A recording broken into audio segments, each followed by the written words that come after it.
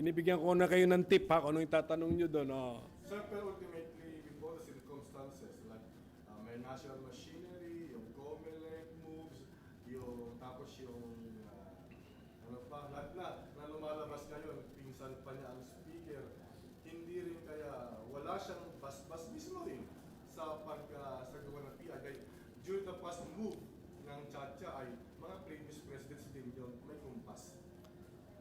Well, ako kasi, okay, I have not been dealing with the president, di ba? Hindi naman ako, as a minority leader, hindi naman ako pumupunta sa mga patawag niya na meeting. So, mas maganda tanungin yung mga kasama kong mga senador who belong to the majority, who have been present in those meetings, who have been interacting with the president, kung ano yung nakikita nila, napansin nila, or kung ano yung narinig nila, ano yung sinabi, ano yung interpretation nila sa body language. Wala kasi ako doon, kaya medyo hindi muna ako makakomentaryo ngayon. But